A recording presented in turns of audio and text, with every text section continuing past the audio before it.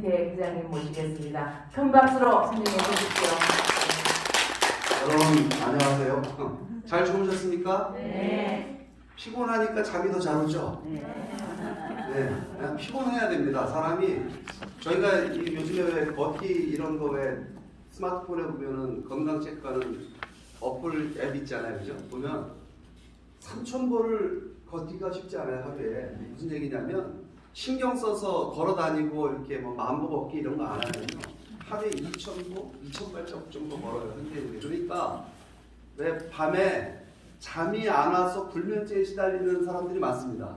그 전부 왜 그러냐면요, 노동량이 적어서 그래요. 그러니까 아마 어저께 여러분들 아마 밤잠을 주무셨을 테고 지금 아마 굉장히 몸이 가뿐할 거라고 생각이 듭니다. 그렇습니까? 네. 제주도가요, 공기가 좋아서 여기 와서 살면은 수명 한 10년씩 더 산답니다. 그래서 이쪽으로다가 어디입니까? 육지에서 이 제주도로다가 이민 오는 사람들이 굉장히 많답니다. 인구가 최근에 한 20만 명 늘었답니다. 여기가 한 40만 정도 되는데 60만이 된대요. 그 정도로 제주도가 인기가 좋은 섬이기 때문에 아마 여러분들 2박 3일 이렇게 다니시면서 좋은 데 있으면 땅도 좀 받으시고 아, 저거 사야 되겠다. 열심히 돈들 벌으셔가지고 제주도에서 꿈을 이루시기를 부탁드리겠습니다. 한국이 참 잘 사는 나라가 됐죠? 네. 탈북자들이 이런 얘기를 하더라고요. 저희가 탈북자들 프로그램 많이 하잖아요. 한국 오니까 고민거리가 너무 많아서 살 때 너무 힘들대요. 무슨 말인지 아세요? 북한에서 안 하던 고민이 있는데요. 무슨 고민이냐면요, 뭘 입을까를 고민한대요. 오늘 못 입지? 이게 북한에서는 전혀 그런 고민이 없었답니다. 입을 옷이 없으니까. 그리고 또 고민이 있대요. 어떤 고민인 줄 아세요? 맞아요. 뭘 먹을지. 북한에는 먹을 게 없어서 오늘 뭘 먹지 고민이 있는데, 여기는 오늘 뭘 먹지, 점심 때는 뭘 먹고 저녁 때는 뭘 먹을까라는 고민을 한대요. 이게 고민이 정말 많은 사회가 됐다는 얘기를 제가 하는 걸 들었습니다. 그래서 우리가 참 잘 사는 나라가 몇십 년 만에 이렇게 참, 저도 어렸을 때 기억을 해보면 지금하고는 전혀 비교가 안 되는 나라에 살았던 것 같습니다. 아마 저보다 연세가 더 있으신 분들은 아마 자녀들 놓고 그런 얘기 많이 하실 거라 생각됩니다. 정말 우리가 못 살았다. 이 잘 사는 나라가 되기까지 얼마나 많은 분들이 피땀을 흘리면서 이 나라를 이렇게 건설하기 위해서 고생을 했는가, 이거 사실 요즘 젊은 사람들이 너무 잘 모르는 것 같습니다. 그래서 우리가 과거에 우리가 어떤 역사를 보냈길래 이렇게 참 기적 같은 나라를 만들었는가라고 하는 걸 돌아볼 필요가 있다. 저는 그렇게 생각이 되는데요. 누구도 모르는 말하자면 그 남이 잘 알아주지 않는 그런 상황 속에 여러분 고생하고 희생한 분들에 의해서 사실은 우리나라가 정말 기적과 같은 이 경제 성장을 이루고 또 민주화를 이루고 참 세상에 손꼽히는 그런 나라가 됐다, 저렇게 저는 생각하는데요. 오늘 제가 강의할 내용도 그런 내용과 관계가 있습니다. 여러분 어저께 저한테 코리안 드림이라는 강의를 들으셨죠? 즐겁게 잘 들으셨습니까? 네. 아주 처음 들어보시는 분들은 아주 유익한 강의가 됐을 거라 저는 믿습니다. 지난 며칠 전에 제가 이 자리에서 강의를 했는데, 제 강의를 듣는 분 중에 어떤 분이 계셨냐면 경향신문에 그 독일 특파원을 하셨던 분이 계셨어요. 그분이 언제 특파원 생활을 했냐면 베를린 장벽이 붕괴될 때 그 현장에 있었답니다. 자기가 그 기사를 쓰는데 눈물로 기사를 써서 보냈대요. 너무 감동적이어가지고. 그래가지고 갔다 와가지고 책도 몇 권을 쓰고 아주 독일 문제 자기가 전문가라고 생각을 하고 독일 통일 과정에 대한 자기가 직접 목격했던 그런 역사를 기록해 놨는데, 제 강의를 듣고 자기가 책을 과거에 쓴 거 부끄러워서 다 버리고 새로 써야 되겠다는 이야기를 했습니다. 무슨 얘기냐면요, 어제 제가 그 강의할 때 미국의 역할에 대한 거 말씀드렸죠. 독일 통일이 그냥 동서독 장벽이 무너지고 사람들이 그냥 왕래하다 보니까 장벽을 넘다 보니까 그렇게 됐다라고만 생각했는데, 이 배후에 미국의 리더십이 있었다라고 하는 거는 그 자기가 신문 기자로 거기 독일에 가 있으면서도 전혀 감지를 못했던 내용들이고 책에도 전혀 기록을 못했다. 다시 써야 되겠다. 이 얘기를 손 들고 일어나서 이야기하는 걸 들었습니다. 아마 여러분들도 처음 들으시는 분들이 많이 있으실 거예요. 그러니까 조금 전에 비디오 보셨죠? 그 문현진 의장이 코리안 드림의 저자고 저희 단체를 만드신 분인데, 요 영상 보면 더빙이 돼 있죠? 영어로 연설을 하는데 누구한테 연설한다고 여러분 보셨습니까?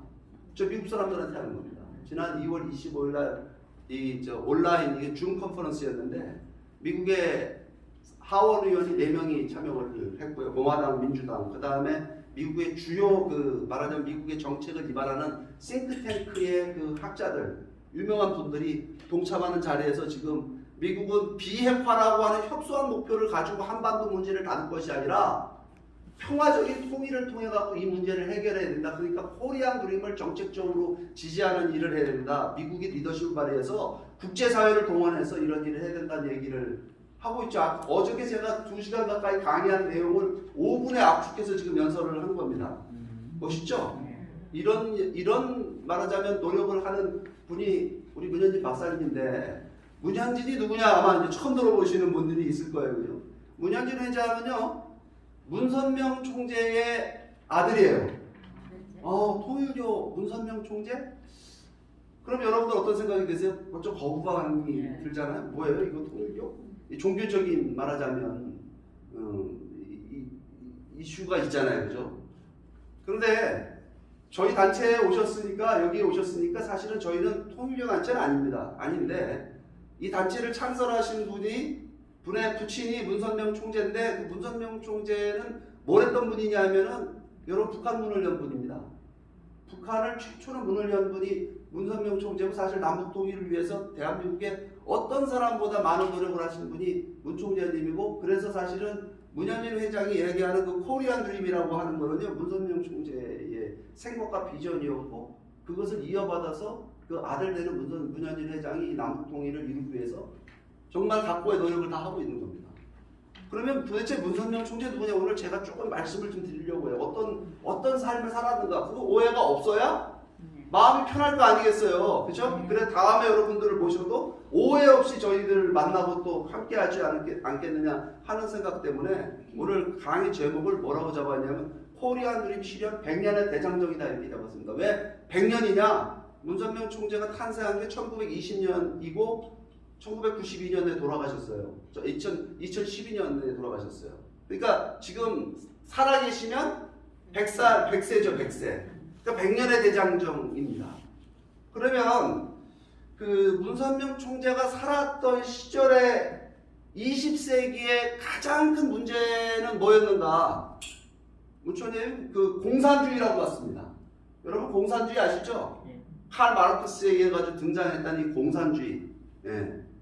1852년에 공산당 선언이라고 하는 것을 마르크스가 발표합니다. 이 공산주의는요, 이게 요약해서 말씀드리면 공산주의 사상체계는 어떻게 되어 있냐면, 다윈의 진화론 있죠. 찰스 다윈이라는 사람이 이게 보니까 세상에 하나님이 창조한 게 아니라 우연에 의해서 이게 세월이 오래가다 보니까 무기물에서 유기물로, 유기물에서 생명체로, 아메바로, 단세포 동물에서 고등동물로 진화해서 결국 인간이라고 하는 것이 진화에 의해서 인간도 탄생됐고, 이 지금 자연의 세계, 우리 생명체의 모든 현상이라고 하는 것은 진화에 의해서 이루어졌다라고 하는 진화론을 얘기합니다. 이 진화론을 보고 이 마르크스가 보니까, 야, 이 진화론적 입장에서 보니까 이거는 하나님이 세상을 창조한 것이 아니라 물질로부터 세상이 이루어졌구나라고 하는, 이제 말하자면 이걸 발견해요. 그래서 이 찰스 다윈의 진화론을 근거로 해서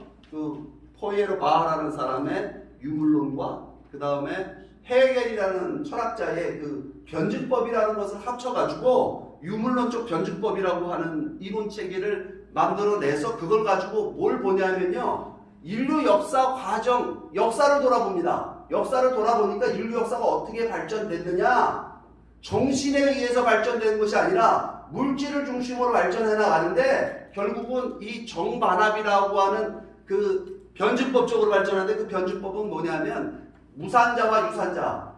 제가 빠르게 얘기해서 잘 알아들으시죠? 공산주의론 너무 잘 하시는 내용이잖아요. 그러니까 무산자가 말하자면 가난한 사람들, 착취당하는 무산자 계급과 그 다음에 그것을 착취하는 유산자, 부르주어가 있어가지고 인류 역사가 이렇게 계급이 나눠져서 살아왔는데, 그런 계급이 역사 속에 있었는데 그 계급을 타파하기 위한 계급투쟁의 역사였다라고 하는 것을 갖다가 이 역사관으로다가 마르크스 역사관을 주장합니다. 그래서 인류 역사라고 하는 것은 결국은 발전하기 위해서 최종 목표가 뭐냐면 모두가 함께 평등하게 살아가는 공산주의 세계. 그 공산주의 세계는 아까 어저께 제가 말씀드릴 때 하나님이 평등하게 창조하다 이런 철학이 아니라 물질에서 비롯됐기 때문에 모든 인간이라고 하는 것은 평등하다라고 하는 그 평등의 근거를 하나님이 아닌 물질로부터 보는 겁니다. 그래가지고 인류 역사는 결국은 계급에 의한 투자를 우리가 성공해야 된다. 그래서 프롤레타리아가 부르주아, 무산자가 유산자 계층, 유산자를 갖다가 혁명을 통해서 모두가 다 평등하게 사는 세상을 만들어야 된다라고 하는 것을 주장을 해서 이 주장이 여러분 금방 말씀드렸던 1850년대 이 공산당 선언문을 통해 갖고 이 철학을 갖다가 이제 말하자면 이런 사상을 서던했습니다. 이 공산당 세상, 공산주의 세상을 만들자. 만국의 노동자들이 단결하라. 우리가 잃어버릴 것은 쇠사슬 뿐이고 얻을 것은 세계다라고 하는 주장을 합니다. 근데 이 철학이 어떤 철학이냐? 공산주의가 뭐냐? 이게 문 총재님은요 이 공산주의를 뭐라고 규정했냐면 하나님과 인류의 적이라고 얘기했습니다. 여러분 세상이 물질로부터 모든 것이 비롯됐다라고 하는 건 무신론 철학이죠. 이게 무신론이라는 건 뭡니까? 하나님이 없다. 그러니까 공산주의는 종교는 뭐라고 주장했습니까? 종교는 아편이다 그랬어요. 인간을 속이는, 인간을 환각에 빠뜨리는. 그러니까 이 종교는 아편이고 또 계급투쟁이라는 것을 통해서 인류 역사가 발전한다고 얘기했기 때문에 우리가 투쟁을 통해서 발전한다. 그 얘기는 뭐냐면 투쟁심을 불어넣는 거예요. 인간에게. 투쟁심은 뭐예요? 미움과 증오죠. 그러니까 무신론적 철학이면서 미움과 증오를 인간에게 요구하는 그런 철학이 공산주의 철학인 겁니다. 그래서 폭력혁명을 통해서 공산세계를 실현해야 된다는 주장을 하는 이 철학은 하나님과 인류의 적이다 이렇게 얘기했어요. 여러분 공산주의 철학에 어떤 요즘에 젊은 사람들 보면은 저도 저 또래 친구들 만나보면요, 아 공산주의는 나쁜 게 아니었다는 거예요. 사회주의가 나쁜 게 아니라 그것을 실행했던 사람들이 잘못 실행이기 때문에 이게 이런 결과가 빚어진 거지, 공산세계가 망한 거지, 공산주의는 본래 의도 자체는 좋은 거다 이렇게 보는 사람들이 있습니다. 그러나 공산주의는요 사상적으로 잘못됐고 내용도 비질리고 이것은 굉장히 잘못된 철학이라는 사실을 알아야 됩니다. 뭐냐면은 이것이 인간성을 파괴하는데 어느 단계까지 가냐면요, 여러분 공산주의는 인간의 개인의 소유 있죠. 소유, 사유재산 이게 없어져야지 공산사회가 되는 거예요. 부자가 있으면 안 돼요. 그죠? 똑같이 평등하게 잘 사는 세상 만들어야 돼요. 그러면 개인의 소유와 소유를 없앤다는 건 뭐죠? 상속도 없어져야 되는 거예요. 소유와 상속을 없애야만이 공산세계가 된다. 그러면 소유와 상속을 없애기 위해서는요, 여러분 왜 인간이 소유하려고 하죠? 왜 아버지들이 나가고 돈 벌죠? 네, 누구 잘 살려고? 자기 혼자?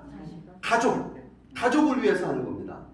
그 돈 벌어갖고 상속을 시켜주려요. 그리고 왜 상속시켜주려고 하죠? 왜 자식 잘 되라고 그러잖아요. 그러니까 아파트라도 한 채 해주면 어떻게 전셋값이라도 만들어서 상속을 시켜주려고 합니다. 그러니까 소유와 상속이라고 하는 것은 뭐 때문에 있냐면 가족제도 때문에 있다라고 보는 겁니다. 공산주의에서는. 가족제도라고 하는 것이 사라져야만 모두가 평등하게 사는, 말하자면 인간이 소유욕이나 상속에 대한 욕망이 없이 살 수 있는 세상이 된다라고 봐서 여러분 공산주의 초기서부터 여러분 가정을 파괴하는 운동을 합니다. 그러니까 성해방, 남녀가 평등하다라고 얘기하는 것 중에서 남녀가 평등하죠. 근데 페미니즘, 극단적 페미니즘은 보게 되면요, 이거는요 그 사상적 뿌리가 어디에 기초하고 있냐면 이 마르크스주의 공산주의에 기초하고 있습니다. 네. 그러니까 여러분 이건 뭐예요? 전부 미움과 증오의 철학을 강요하고, 그 다음 또 뭐죠? 가족을 파괴하고. 이게 하나님과 인류의 적 아닐까요?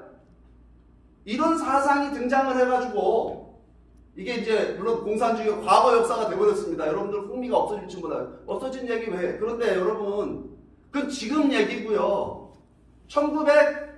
1920세기의 문제는 공산주의 문제였어요. 그렇잖아요. 그래서 공산주의가 등장을 해가지고 어떤 일이 벌어지냐면 이게 여러분 그냥 이념 속의 사상 속에 그냥 유령처럼 배회하던 사상이 소련에 들어가가지고 러시아죠. 볼셰비키 혁명이라는 거를 이 레닌에 의해서 볼셰비키 혁명이 일어나면서 세계에서 가장 큰 땅덩어리인 나라였던 영토를 갖고 있는 러시아가 공산화됩니다. 그죠? 그러니까 금방 말씀드렸듯이 무신론적 관점, 유물론적 관점에서 이 프롤레타리아가 부르주아를 갖다가 계급을 타도해서 공산사회를 만든다는 이 주장을 하는 이 체제가 소련이라고 하는 것이 등장하면서 나타나는데, 이 소련의 혁명화 과정, 소위 소비에타이제이션, 영어로 얘기합니다. 소비에트화라고 하는 그 과정을 통해서 굉장히 많은 사람들이 죽습니다. 왜? 부자가 없어져야만 공산주의가 될 수 있으니까. 약 1억 5천만 명 죽습니다. 이 공산주의가 등장을 해가지고요. 그게 확대인류였습니다. 1917년에 소련이 공산화된 뒤에 1949년에 세계에서 가장 인구가 많은 중국이란 나라가 공산화되죠. 모택동에 의해서, 마오쩌둥에 의해서. 그 세계가 공산화로 뻗어나가는데 1950년 6.25 전쟁은 무엇을 목표로 한 전쟁이었죠? 이건 김일성이 남침한 이유가 뭐죠? 김일성이 혼자 남침했습니까? 소련이 도와주고 중국이 도와줘서 일어났던 전쟁이 6.25 전쟁인데, 그 6.25 전쟁은 한반도 전체를 공산화하기 위한, 여러분, 국제공산주의의 하나가 일으킨 전쟁입니다. 6.25 전쟁의 본질에 대해서 여러분 우리가 정확하게 이해를 해야 됩니다. 이게 헷갈리는 분들이 있어요. 이거 미국의 뭐 음모에서 일어난 전쟁이고 뭐 이 TV에 나와서 그런 소리들을 하더라고요. 여러분, 이거는요, 공산주의가 등장해서 공산주의 세계가 이상 세계가 될 것이라고 하는 그 믿음을 가졌던 사람들이 여러분 20세기 초반에 여러분 이런 성명을 성공시켜 나가면서 정말 사상적으로 이념적으로 공산사회를 이루겠다는, 전 세계가 공산화가 되어야만 공산세계가 이루어진다는 그런 신념하에 일어났던 전쟁이 6.25 전쟁입니다. 맞죠? 이게 여러분 1950년 일어났던 6.25 전쟁이 간신히 우리가 사실은 우리가 살게는 됐죠. 근데 아무튼 이 시기에 문선명 총재는 1920년 평안북도 정주에서 태어나신 분인데, 북한에서 평양에서 선교를 하다가 이승만의 간첩이라는 죄목으로다가, 당시에 여러분 종교탄압 정책을 북한이 시작하면서 말하자면 정치범 수용소에다 문선명 총재를 가둡니다. 거기 가뒀던 데가 어디냐면 문재인 대통령 고향이라고 얘기하는, 고향은 남해 저기지만 저 부모가 온 곳이 어디죠? 흥남입니다. 흥남에 뭐가 있었냐면요, 흥남 특별 노무자 수용소라는 정치범들을 가두는 감옥이 있었습니다. 그 감옥이 어디에 있었냐면 흥남 비료 공장입니다. 그 화학 비료 공장에 문선명 총재가 2년 반의 그 옥고를 치르게 됩니다, 여기서. 그런데 이 옥고를 치르면서 여러분 이게 6개월 이상 사람이 살 수가 없는 그런 환경이랍니다. 이게 이제 종교인들, 정치범들, 말하자면 공산주의를 반대하는 사람들을 여기다 가둬놓고 죽어라고 일만 시키다가, 안전장비가 있습니까? 없습니다. 당시에 안전장비 없이, 보호장비 없이 이 화학비료를 나르게 되면요, 체력이 건장한 사람들도 6개월을 버티지 못하는 그런 아주 처참한 감옥 생활을 합니다. 그러니까 공산주의 문제에 대해서 문 총재님은 뭐냐면, 이거는 사상적으로 이념적으로 잘못되고 대단히 악마적이고 사상이다라고 하는 것을 느끼는 건 본인이 체험을 통해서 이렇게 또 느끼게 돼요. 그래가지고 이 6.25 동란 때 미군의 폭격에 의해 가지고 흥남 철수를 할 때, 그때 당시에 감옥이 폭격을 맞으면서 죄수들이 탈출할 때 탈출해가지고서 자전거 타고 자전거에다가 사람 하나, 다리 부러진 사람 하나 이끌고 부산까지 피난 내려와가지고 피난민 생활을 합니다. 그러니까 뭘 갖고 뭐 이북에서 갖고 온 분이 아니에요. 그러면서 여러분, 한국의 이 공산주의의 문제, 이 한국의 이 비극적인 운명, 이런 거에 대해서 문 총재님이 스스로 뼈저리게 느끼는 그런 과정이 있었어요. 그러면 여러분, 이 과정에서 보세요. 우리가 간신히 북한으로부터 이 6.25 남침 그걸 막아내가지고 하긴 했지만, 세계는 1950년대 세계는 어떤 상황이었죠? 공산화가 그야말로 세계는 적화일로에 있었습니다. 우리 아시아 지역 한번 지도 한번 보세요. 위에는 중국 시뻘겋게 있는 저 중국, 소련 어마어마한 나라들이 있고, 밑에 우리 동맹 국가라고 하는 미국은 어디 있어요? 저 지도 밖에 있죠. 저 태평양 저 건너편에 있고, 밑에 일본이 있습니다. 일본이 우리 편이었습니까? 아니었습니까? 우리를 집어먹었던 일본하고 우리가 국교를 정상한 건 1965년입니다. 그런데 일본이 만약에 여러분 적화가 돼서 공산화가 돼서 소련과 중국으로 들어가게 되면 우리는 어떻게 될까요? 우리는 도간에든 쥐예요. 근데 일본하고 우리하고 사이가 좋았냐 나빴냐 이거예요. 우리는 일본하고 외교 관계도 없었고 일본이 도대체 어떻게 돌아가는지도 몰랐습니다. 그렇죠? 그런데 당시에 일본은요. 1950년대, 60년대, 70년대까지 한 30년간의 일본은요. 그야말로 좌익운동의 전성기를 맞이합니다. 여러분 일본이라는 나라가 공산주의 문제에 대해서 굉장히 우린 반공이야. 우리는 공산주의 싫어. 이랬던 나라였다고 생각하십니까? 일본은 공산당이 있습니다. 지금도 있어요. 지금도 있습니다. 과거에는요. 지금 공산당은 힘이 빠졌지만 과거의 공산당은요. 여러분 시도지사의 공산당들이 교토시장을 비롯해갖고 공산당들이 시도지사를 맡은 지역이 굉장히 많아요. 대도시들이. 공산주의가 굉장히 인기 있었어요. 왜 공산주의가 인기가 있을 수밖에 없었냐면요. 우리는 1945년 해방될 때 일본에서 해방됐다고 얘기하잖아요. 일본에서 해방된 게 아니라 일본의 군국주의로부터 일본 제국주의로부터 우리가 해방된 겁니다. 근데 우리만 해방된 게 아니라 일본인들도 해방된 거예요. 여러분 일본인들도 징용으로 끌려가고 징병으로 끌려가고 2차 세계대전 저 태평양전에 끌려가고 얼마나 많은 사람들이 죽었습니까? 가미가제 특공대니 뭐니 해갖고 여러분 일본의 무고한 젊은이들 일본인들이 피해를 본 거예요. 그 일본 사람들이 군국주의에서 탈출하고 보니까 새로운 세상이 왔어요. 그죠? 해방이 되면서 우리도 해방되고 그 사람도 해방된 거죠. 그러니까 야 이런 이제 군국주의로부터 벗어나서 일본이 도대체 어떤 나라를 만들어 나갈 거냐라고 했을 때 일본 지식인들과 일본 젊은이들을 유혹했던 사상이 뭐냐면 공산주의 사상입니다.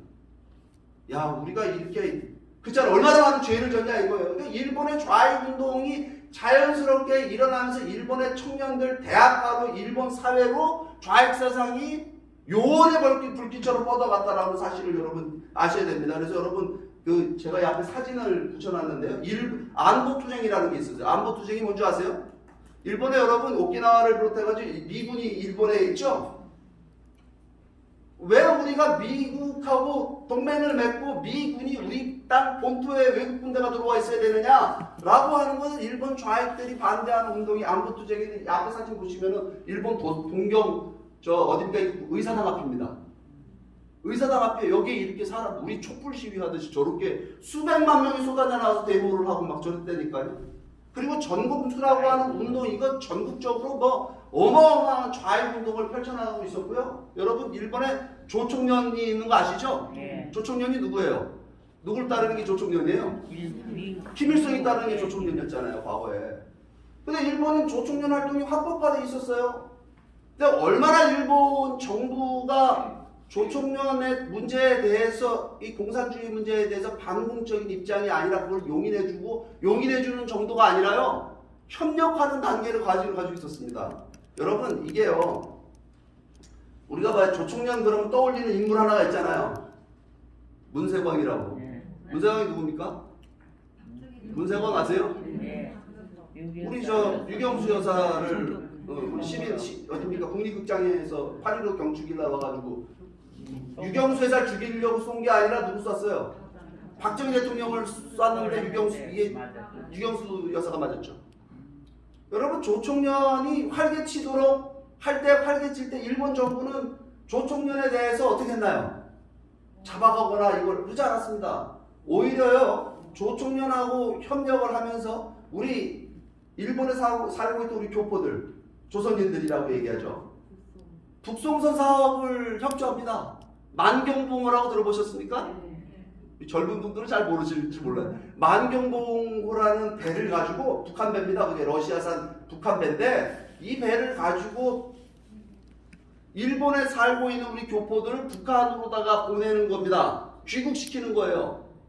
북한이 지상 낙원이다. 사회주의 천국인데 북한 가서 살 사람들 나와라 해갖고 북한 이 일본 내 선전을 일본 정부의 무군과 협조와의 조총련들의 선동에 의해 가지고 북한으로 보내진 인구 얼마인 줄 아십니까? 우리 조선인 숫자가 98,000명이에요.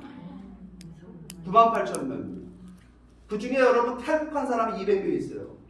가서 보니까 자기들이 완전히 속아서 왔다. 지금 저희 일본의 저희 통일천사에 대표되는 분이 한국분인데 일본 이름을 써요. 가와사키 에이코라고. 그분이 43년 만에 탈북했어요. 청진에 살다가. 갔다 와가지고 정말 속아가지고 지금 뭐 하고 있냐면요. 일본 정부를 대상으로 한 소송을 하고 있습니다.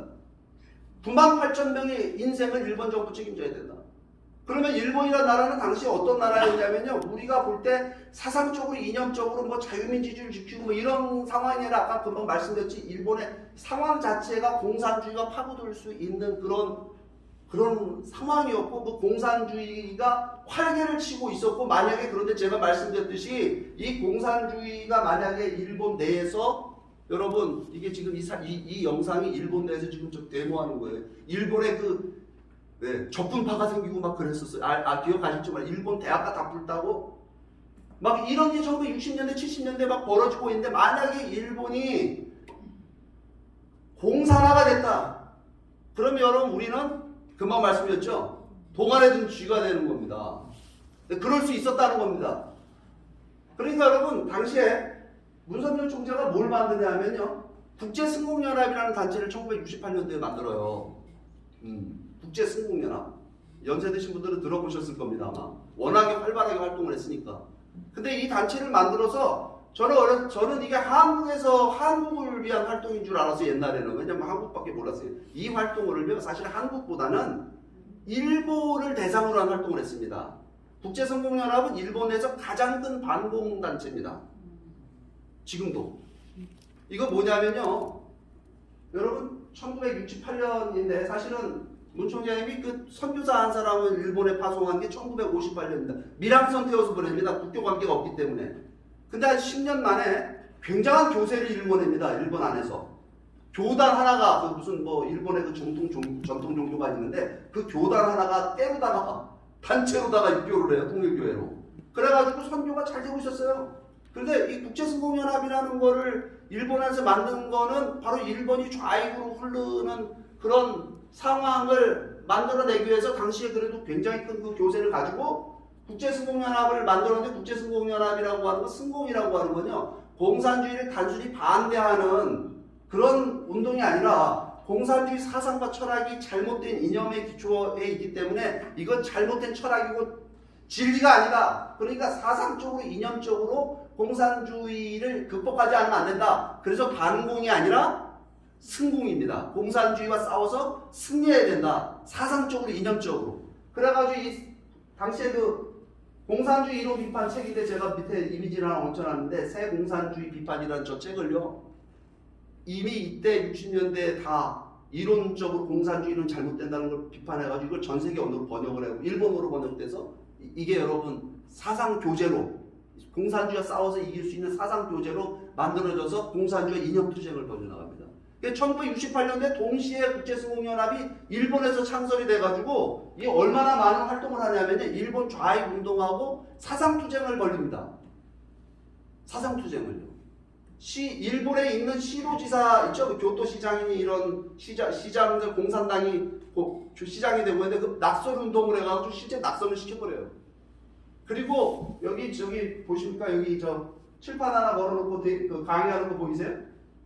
칠판이 여기 벽이 어디 벽이냐면요. 일본에 가면 조선대학교라고 있습니다. 우리 광주에도 조선대학교가 있는데 그 조선대학이 아니라 이 조선대학은 조총련이 세운 조선대학입니다. 김일성이 자금을 대는.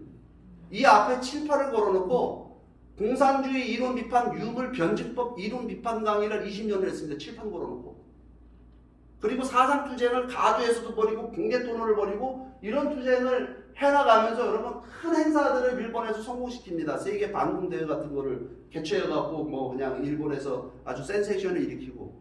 근데 여러분 여기에 일본의 여러분 우리의 적수 일본 안에 우리의 적수는 누구냐면요 조총련입니다. 1960년대 70년대 조총련의 세가 대단했어요. 한국 조선인들이 여러분 차별받았잖아요. 일본에서 차별받는 그 울분을 누가 이 울분을 말하자면 울분을 단결시키는 기제로 활용했냐면요. 그거 우리나라 거리 민단 대한민국 정부가 지원하는 대한민국 민단 있죠. 민단이 아니라 조총련이었어요. 그래서 조총련에 사람이 더 많이 몰리고 자금이 더 많이 몰렸습니다. 이거 우리 한국 사람들이 일본 가가지고 돈 번 사람들이 다 어떤 사람들이 빠친코 뭐 이런 거 갖고 돈들 벌었잖아요. 그 사람들 대부분 조총련입니다. 그래가지고 이 조총련들이 막 우리 민단하고 파워게임에서 조총련은 사상도 있고 이념도 있고 북한 김일성으로부터 자금도 받고 뭐 그냥 대단했어요. 근데 우리 쪽 민단은요, 한국 박정희 정권 타도하자 데모하고 우리 별로 우리 정부를 좋아하지 않았어요. 독재 정권 물러가고 우리 그랬단 말이에요, 전부. 그러니까 당시에 조총련들의 기세가 등등한데 여러분 이 국제승공연합에서 하나의 기적적인 사건을 만들어냈는데 뭘 만들어냈냐면요. 여러분 조총련들이 대부분 고향이 북한이 아닙니다. 일본과 살고 있는 우리 교포들 조사를 해보면요. 대부분 어디서 간 분들이냐면 제주도에서 가신 분들이 많고요. 제주도가 일본 가깝잖아요. 그 다음에 전라도, 경상도에서 가신 분들이 더 많습니다. 왜냐하면 전라도, 경상도가 일본에 가깝잖아요. 저 북쪽에 함경도나 평안도는요. 어디로 갑니까? 중국, 러시아로 넘어갔는데 연해주로 넘어가고 일제시대에. 그러니까 이분들이 넘어가서 고향이 전부 남쪽인데 소속을 조총련으로 두게 되니까 고향 올 수 있습니까? 없습니까? 고향을 못 와요. 그러니까 이분들을 갖다가 이 국제승공연합에서 하와이에 데려가갖고 교육을 시킵니다. 이렇게 앉혀놓고 저처럼 누군가 열변을 통해서 강의를 했을 거예요. 그래가지고 조총련들을 600명을 갖다가 비행기에 실어갖고 김포공항으로 데려옵니다. 그래가지고 조총련 모국방문단 사업이라는 게 시작이 됩니다. 1975년부터. 그걸 누가 만들어내냐면 국제승공연을 만든 거예요. 네. 그래가지고 이 조총련들을 한 10만 명을 한국에 데려다가 한국의 발전하는 경제 상황, 이 북한의 김일성이 선전한 대한민국이 아니다. 대한민국이 더 살기 좋은 나라라고 하는 것을 보여주는 그런 사업을 조총련 모국방문단 사업이라고 하는 것을 시작을 합니다. 그래서 이게 여러분 너무 공전의 히트를 칩니다. 그러니까 이게 승공연합이 시작을 해가지고 한국 정부에서 받아갖고 한국 정부 사업이 돼버려요. 이런 일들이 사실은 1960년대, 70년대 일본 안에서 여러분 국제승공연합이 활약하면서 일본의 좌경화와 일본의 공산화를 막는데 굉장한 역할을 합니다. 이게 일본의 좌익운동에 예공을 꺾는다. 예공 꺾는다는 말 아시죠? 이 날카로운 칼날들을 꺾는 일을 누가 했냐 하면 바로 문선영 총재를 따르는 이 국제승공연합의 회원들이 했다는 사실을 여러분 아세요? 모르세요?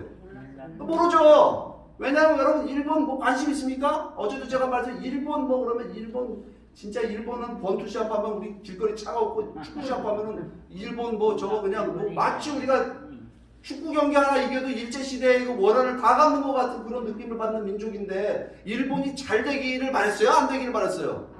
안 되기 바랬잖아요. 저거 지진 나가지고 화산 폭발해서 가라앉았으면 좋겠다고 이랬잖아요, 저거.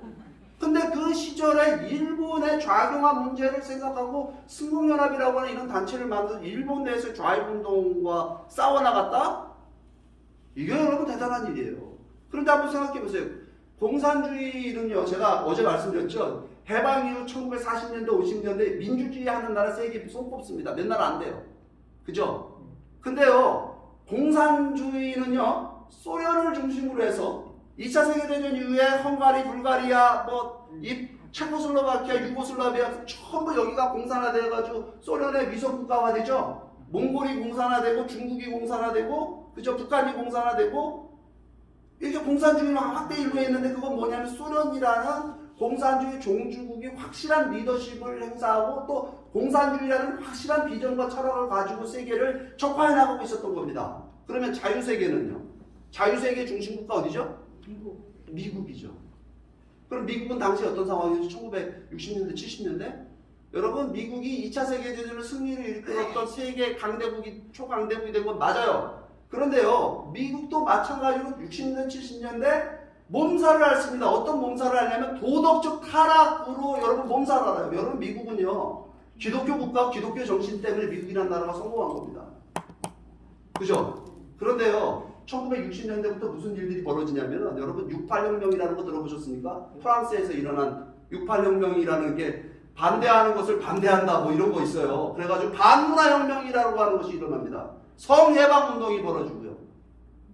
그러면서 그 게이, 레즈비언 뭐 이런 하나의 뭐 참 못돼 처먹은 그런 일들이 죄송합니다. 혹시 제 사상과 신념에 여기서 혹시 반대하시는 분이 있을지 모르겠습니다. 그거 좋다고 하실 분은 한 분도 없어 보이니까 제가 자유롭게 얘기합니다. 젊은 사람들 앞에 이런 얘기 또 못합니다. 여러분 이런 운동들이 일어나면서 이 미국은 그야말로 퇴폐일로로 여러분 미국 사람들이 걸어가고 그러면서 뭘로 가냐면 국가와 세계를 생각하는 것보다 미국 젊은이들이 어떤 생각을 하냐면 내가 제일 중요하다, 내 인생이 제일 중요하다라고 해서 여러분 그냥 즐기고 살아가는 문화 뭐냐 그게 히피 문화라고 합니다. 그 히피 문화가 미국 젊은이들의 하나의 트렌드가 되고 대세가 되면서 이 미국이 뭐하러 여러분 외국에 나가서 군대를 두고 우리 젊은이들이 외국 전쟁에 나가 당시에 여러분 베트남전이 진행 중이었습니다. 1965년부터 75년까지 한국 전쟁 가서 죽고 뭐 2차 세계대전도 사실 미국 전쟁이 아니죠. 유럽 전쟁에 가가지고 죽고 베트남전에 가서 죽고 그 다음에 무슨 한국 전쟁에 가서 죽고 왜 이런 짓을 하느냐? 우리 인생을 즐겁게 살아도 지금 뭐 인생이 짧은데 그럼 여러분 미국이라는 건 민주국가라 여러분 미국 국민들의 뜻에 의해 갖고 정치를 해야 되는 거예요. 미국 사람들이 이런 생각을 한다는 얘기는 미국이 세계를 위한 미국이 될 수 있습니까? 없습니까? 자유세계 중심이 될 수 있어요? 없어요? 공산주의 문제를 막을 수 있습니까? 없습니까? 없습니다. 그렇잖아요. 그래가지고 여러분 당시에 이 반전운동 벌어주고 뭐 베트남전 철수하자 운동 벌어주고 매일같이 시위하고 젊은이들이 도덕적으로 타락하고 좌익운동에 빠져 있던 시절이 여러분 1960년대 70년대예요. 그러니까 당시에 문선명 총재가 미국에 가요. 한국인으로서 여러분 1971년도에 미국 선교 시작을 합니다. 초기에 여러분 미국이 문 총재님 가던 그 시절에 문 총재님이 만든 교회가 통일교회잖아요. 엄청나게 선교가 잘 돼요. 미국의 젊은이들이 통일교에 들어와가지고 히피족이었던 사람을 머리를 쇼커트를 치고 길거리다가 못 빨고 막 아주 그냥 나이스한 사람들로다가 변화가 되는 거예요. 근데 문총장님이 가가지고 미국 와서 보니까 미국이 보니까 이 도덕적으로 타락하고 이런 식으로 가가지고는 좌익운동이 이렇게 활개를 쳐서는 미국뿐만 아니라 세계의 운명이 이게 지금 말하자면 이게 큰 문제가 된다라고 봐서 여러분 미국 내에서 선교활동을 시작하는데 선교활동이 아니에요. 이게 전도하고 무슨 교인들을 끌어모으는 그런 운동이 아닙니다. 뭘 하냐면요. 도덕적 각성운동을 벌입니다. 미국이란 나라가 이게 불이 났다 이거예요. 불이 났다. 불이 나서 내가 소방관으로 미국에 왔다. 불 끌어. 소방관이 집에 불 나면 소방관이 외부에서 오지 않냐. 그리고 미국이 병이 들었다 이거예요. 병 들면 여러분 어떡합니까? 의사가 외부에서 와가지고서 병든 사람을 고쳐주지 않습니까? 내가 병든 미국을 고치기 위해 나는 의사다라고 하면서 미국이 도덕적으로 각성하고 그 다음에 국제 공산주의와 싸우는 지도자의 역할을 해야 된다라는 주장을 합니다. 그래서 미국을 순회하면서 하는데 여러분 이게 누구하고 싸우는 겁니까? 이게 지금 미국의 좌익운동하고 싸우는 거예요. 여러분 좌익운동하고 싸우는 거는 어떤 일일까요? 이거 재밌는 일일까요? 그건 위험천만한 일이에요. 그렇잖아요? 지금도 여러분 뭐 어디 가다 댓글 하나만 달아도 무슨 뭐 그냥 기자들이 기사 잘못 쓰면 댓글이 수천 개가 달린대요. 국회의원이 뭐 말 한마디 잘못하면 문자 폭탄이 터져갖고 노인들 때문에 잠을 못 잔답니다. 근데 그거는 가벼운 거예요. 옛날에 여러분 소련의 KGB가 활동을 하던 시절에 여러분 북한의 김일성이가 이 진짜 혁명 사상에 시뻘겋게 물든 공산주의와 싸운다? 이건 목숨 걸고 하는 겁니다. 그렇죠? 미국에 어떤 일이 벌어지냐면요. 이게 그렇게 되니까 여러분 언론으로부터 공격을 당하는 거예요. 언론 안에 뭐가 들어가 있죠? 언론에 무조건 여러분 언론은 다 이렇게 공정하다고 생각하세요? 언론에 여러분 좌파 언론인들이 굉장히 많습니다. 그리고 실제로 여론전을 통해 가지고 소련이 당시에 미국으로 움직이는 일을 했습니다. 그러니까 또 하나 이 문선명 총재가 사고를 하나 쳐요. 무슨 사고를 치냐면요. 당시 여러분 닉슨 대통령 아시죠? 리차드 닉슨이 워터게이트 사건이라는 걸 통해 가지고 말하자면 뭐죠? 탄핵당하는 상황에 몰립니다. 탄핵당합니다. 의회에서. 그래서 탄핵하니까 이 사람이 사임을 했잖아요. 탄핵을 불러놓은 건 아니죠. 근데 이게 어떤 일이냐면 워터게이트 사건이라고 하는 거는 닉슨이 공화당 대통령이었어요. 근데 선거 때 공화당 당원들이 민주당 당사를 도청합니다. 민주당 당사가 당시 어디 있었냐면 워터게이트 호텔에 있었습니다. 워싱턴에 있는. 그래가지고 이 사건이 그 워싱턴 포스트 기자에 해가지고 워터게이트 사건이 폭로가 됐는데 사실은 이게 큰 사건이 아니었는데 이게 문제가 뭐가 됐냐면요. 닉슨 대통령이 거짓말한 게 문제가 됩니다. 닉슨 대통령이 몰랐다고 그래요. 이 사건에 대해서. 그러니까 이거를 은폐하려다가 이게 사건이 커져가지고 결국은 닉슨 대통령이 물러나는 일이 발생이 됩니다. 닉슨을 물러나게 했던 사건이 워터게이트 사건인데요. 이때 그야말로 이 닉슨 대통령에 대해서 언론의 공격이 어느 정도냐면요. 피맛을 본 상어떼가 공격하는 것 같은 모습이었답니다. 그러니까 박근혜 대통령 우리 탄핵 때를 생각할 때 보면 비슷합니다. 박근혜 대통령이 탄핵될 때 우리 언론이 어땠죠? 조중동이 없었죠. 그때 보면 막 모든 언론이 다 달려들어갖고 막 요만한 일을 이만하게 만들고 그냥 막 언론이 또 덧붙여서 더 만들고 막 이런 일들이 벌어지잖아요. 네. 미국에서도 똑같은 일들이 벌어진 겁니다. 그런데 그런 상황 속에 문 총리가 뭘 얘기하냐면요. 닉슨 대통령이 워터게이트 사건을 놓고 신문 광고를 내요. 이렇게. 이게 뉴욕타임스죠. 미국의 50개 주의 그 대표적인 신문들의 전면 광고를 내는데 그 전면 광고의 내용이 뭐냐면요. 이 워터게이트에 대한 하나님의 응답이 뭐냐. 미국은 위기에 떨어져 있다. 라고 하면서 이 워터게이트 사건을 놓고 미국은 단합하고 뭐라고 되어 있어요? 용서하고 사랑하고 하나 되라. 용서하고 사랑하고 하나 되라. 라는 타이틀을 가진 성명서를 미국에 발표합니다. 그때부터요. 미국의 언론이 닉슨을 표적으로 삼았다가 누구를 표적으로 삼냐면요. 통일교와 문선명 목사를 말하자면 표적으로 삼고 공격하기 시작합니다. 그래서 이런 일들이 벌어졌는데 이거 왜 그러면 문 총리가 왜 갑자기 이 닉슨을 옹호하는 일을 했느냐면요. 이게 이유가 있습니다. 뭐 이게 정치권에 뭐 하면은 뭐 비례대표라도 한 자리 얻기 위해서, 뭐 정치적으로 이득 받기 위해서 이게 아니에요. 뭐냐면요. 닉슨이 물러남으로써 벌어진 사건이 있습니다. 닉슨이 물러남으로 벌어진 사건이 뭐냐면 미국이 월남에서 패망한 사건입니다. 베트남전에서 지른 사건이에요. 여러분 많은 사람들이 월남에 가서 미군이 전투해서 베통한테 진 걸로 알아요. 월남 패망 이렇게 얘기하니까 젊은 사람들. 여러분 이게요 월남전에서 미국이 진 거는요 전쟁에서 진 게 아니에요. 전쟁은 다 이겼어요. 미국이 모조리 다 이겼습니다. 그런데 여러분 1973년대 파리 평화회담이라는 걸 합니다. 월남이 그 베트공이 이제 말하자면 공산주의자들이 북베트남이죠. 이 사람들이 완전히 코너에 몰려갖고 평화회담에 나와갖고 사인을 해요. 사인을 해가지고서 더 이상 이제는 우리가 남쪽을 공격하지 않겠다. 공산을 획책하지 않겠다. 사인을 하고 미군이 닉슨 대통령 시절에 철군을 합니다. 철군을 하는데 좀 일부 남겨놨습니다. 일부 남겨놓고 철군했는데 이 닉슨이 하야하게 되니까 베트공이 공격을 시작한 겁니다. 닉슨이 하야하니까. 그러면 사실은 이 평화회담의 그 내용을 보게 되면요. 미군이 다시 개입을 할 수가 있습니다. 협상에는. 그런데 닉슨이 물러나게 되니까 정치적 상황이 미국이 어떻게 변하냐면요. 반전운동을 주도했던 좌파 언론에 의해서 닉슨이 물러나게 되니까 월남에 우리가 더 이상 개입할 필요가 없다는 여론이 미국 내에서 주도적인 여론이 되고 당시에 여러분 닉슨이 하야한 이후에 선거를 치렀는데 국회의원 선거를 치렀는데 민주당이 하원 상원을 다 장악합니다. 그러니까 말하자면 월남전을 반대했던 사람들이 장악을 하는 거예요. 그래가지고 당시 여러분 그 닉슨 대통령이 물러나고 누가 대통령이 되는 줄 아세요? 제럴드 포드라는 포드가 대통령이 돼 부통령을 하다가 대통령 승계랍니다. 이 사람이 미 의회에 나가가지고 울면서 사정을 했답니다.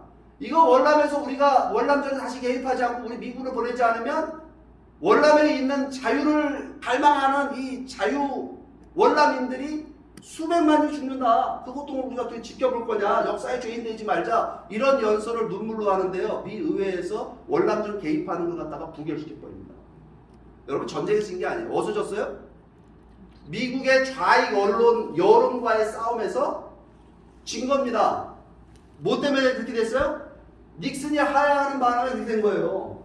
닉슨은 공산주의 문제를 아는 사람이었습니다. 반공주의자였고 굉장히 똑똑하고 영민한 사람이었어요. 그런데 닉슨이 물러나게 되니까 여러분 월남전에서 패망을 미국이 하게 되고 이건 미국의 문제만이 아니죠. 캄보디아 라오스의 저 사진에 보신 저 해골바가지 보이시죠? 저 300만 명이 학살당하는 이 킬링필드 같은 사건들이 벌어지고 여러분 인도 차이나 반도가 한 1000만 명 가까이 희생자가 여러분 발생되게 되는 사건이 월남전이에요. 여러분 이렇게 됐을 때 베트남에 있었던 공산주의자들이 세계 초강대국인 미국이고 자유세계의 리더인 미국과 싸워서 이겼다라고 하는 그 사건이 일어났을 때 여러분 누가 가장 기뻐했을까요? 이게 누구에게 이렇게 고무적인 일일까요? 누구? 김일성 아니겠어요? 뭐 남쪽에도 월남이 월남전에서 미국이 지는 걸 보고 희열을 느꼈다는 사회주의자들이 있었잖아요, 그죠? 공산주의자들, 좌익운동하는 사람들. 이게 그런 사건이에요. 그러면 미국에서는요, 어떤 상황이 되냐면 미국은 이제 월남에서 우리가 철군을 하고 더 이상 이제는 남의 나라 전쟁에 개입하지 말자. 이 남의 나라 전쟁, 명분 없는 전쟁에 미국인들이 가서 죽어야 되네요. 여러분 미국인들도 월남전에 가서 죽은 사람들이 월남전 기념공원 가보면요, 아주 어두침침합니다. 워싱턴에 가보면 58,000명이 죽었거든요. 이게 기가 막힌 일입니다. 생태 같은 아이들이 가서 자식들이 20대 청년의 호통호표 보고 죽는 거 이런 거. 그러니까 여러분 미국 안에서 어떤 일이 벌어지냐 하면 이게 보니까 이제 우리가 외국에 우리 군인들 다 철수하고 젊은이들 돌아오게 하고 우리끼리 잘 살자. 이런 여론이 미국 안에서 팽배해지면서 그 과정 속에 1976년도에 코리아 게이트 사건이라는 게 터집니다. 연세 드신 분들은 기억하실 거예요. 코리아 게이트. 박동선 사건이라고 기억하시죠? 박동선이라는 사람이 쌀장사던, 명목은 쌀장사인데 한국 정부가 고용한 로비스트입니다. 근데 이 로비스트가요, 미국의 국회의원들한테 뇌물 줬던 게 걸려요. 뇌물 준 게. 그게 코리아 게이트. 이 사람들이 왜 게이트라는 이름 붙였냐면 워터 게이트에 똑같은 게이트를 여기에 붙인 겁니다. 코리아 게이트. 그러면서 뭐라고 이제 미국의 여론들이 공격을 하냐면요. 이 한국이라는 나라가 박정희가 독재하는 제너럴 박정희 장군이 독재하는 딕테이터 박정희가 독재하는 나라인데 이 독재하는 나라를 왜 우리가 경제적으로 원조하고 거기에 당시에 5만 명 이상의 미군이 와 있었습니다. 우리 군들이 가가지고 전쟁 나면 죽을 수도 있는 그런데 그 어려운 환경에 가서 한국을 도와줘야 되느냐라고 하는 여론이 코리아 게이트 사건을 중심으로 미국에서 촉발된 겁니다.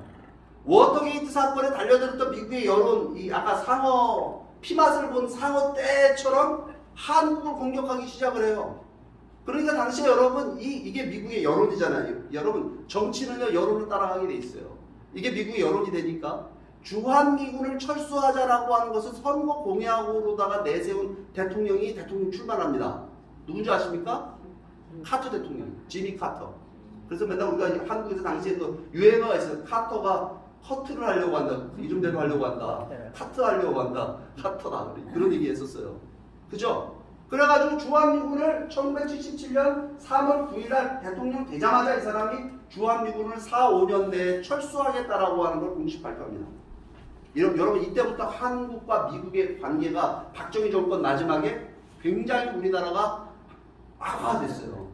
그러니까 박 대통령이 여러분 이 미국만 믿어서 안 되겠다고 해가지고 뭘 개발하려고 했습니까? 핵무기 개발하려고 했잖아요. 그리고 개발하려고 하다가 결국은 중앙정보부장 김재규한테 총탄에 맞아 죽은 게 12.6 사태입니다. 이게 이 시기에 이렇게 벌어지는 거예요. 여러분 이 시기는요, 아까도 말씀드린 주한미군만 철수가 된다고 한다면 북한의 김일성은 자신 있었습니다. 자신 있었어요. 이거 지금. 간보는 일도 막 했습니다. 여러분 미루나무 사건 기억하십니까? 도끼만의 사건이라고 얘기했던 거.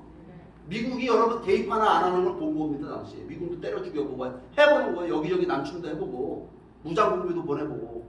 월남에서 그렇게 하는데 미군이 개입을 안 하니까 차츰차츰 먹다가 결국은 나중에 사이공 함락을 한 겁니다. 여러분 미스 사이공이라는 미스 사이공 아세요? 미스 사이공이라는 뮤지컬 아십니까? 안 보셨어요? 네. 미스 사이공 보면 마지막에 사이공에서 미군 헬기 마지막 헬기가 미군들을 싣고 날아가는 장면 나오잖아요. 미국이 그렇게 하는가를 테스트하는 일들이 1970년대 벌어지기 시작을 했어요. 실제로 미국이 이렇게 선언을 해놨으니까. 이런 상황 속에 여러분 노총에 뭘 하냐면 1975년대 여의도에 120만 명을 모으는 구국세계대회라는 걸 벌립니다. 구국세계대회, 이름하여 구국세계대회인데 이게 그냥 무슨 통일교 선교 행사가 아닙니다. 여러분 교회가 선교만 조용히 하면 아주 반대할 사람 없어요. 여러분 한국에 나온 신흥 종교들 중에 그냥 조용히 선교하면서 그냥 사회적 무리 안 일으키면서 그냥 있는 데들 많습니다. 뭐 말도 안 되는 거 가르치면서. 근데 여러분 이런 좌익운동과 싸우는 일들은요, 이거 위험천만한 일들이에요.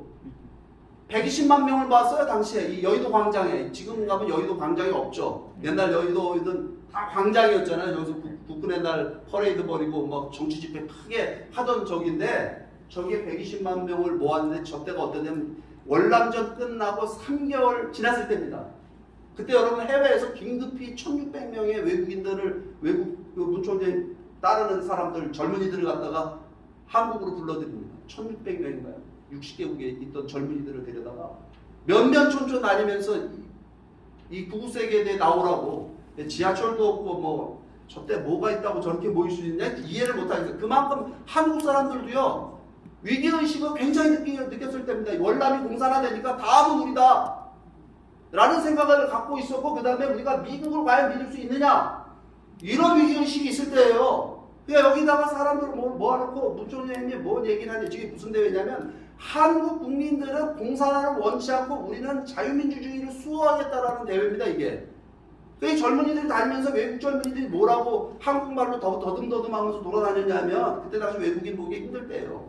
다니면서 이 나라가 북한이 김일성이 남침을 하게 되면 우리 해외에 있는 무총리를 따르는 300만 명의 젊은이들이 총 들고 이 나라를 지킨다고 이런 얘기를 하고 다녔어요 당시에.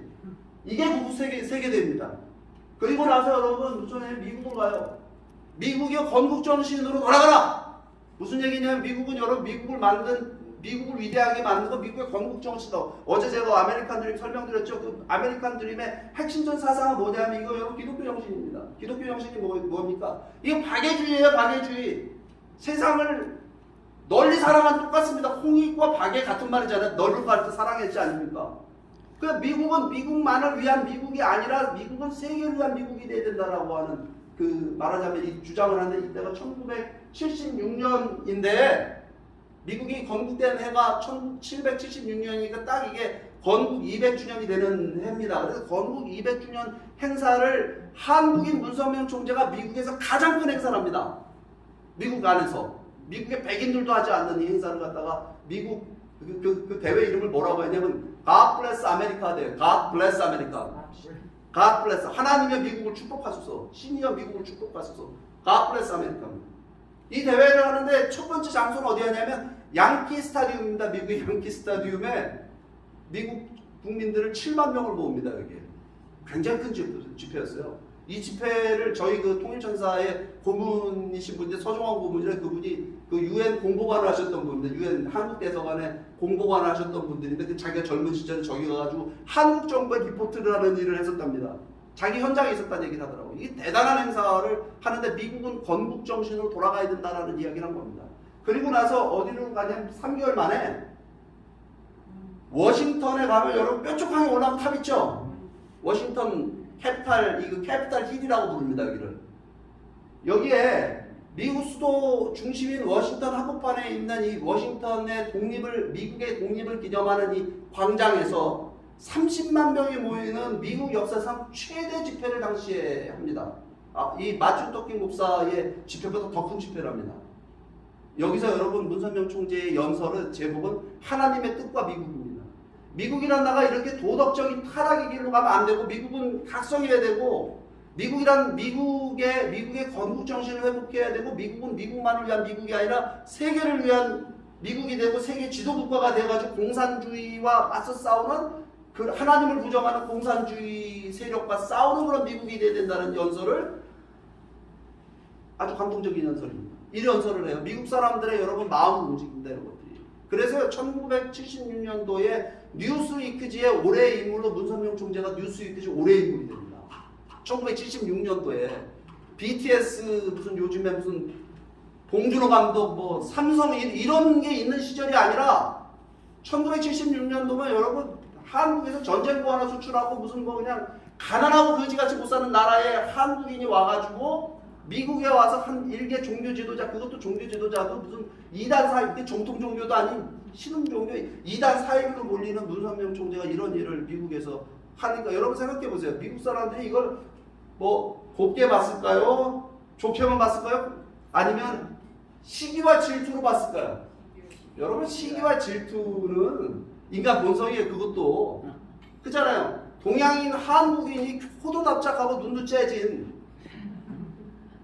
와가지고 이런 얘기를 해? 여러분 우리는 받아들일 것 같습니까? 어디 방글라데시나 네팔 사람이 와가지고서 뭐 한국의 도덕적 각성을 요구하면 니네 나라 가서 니네 나라 잘하라고 해 이러지 않겠어요?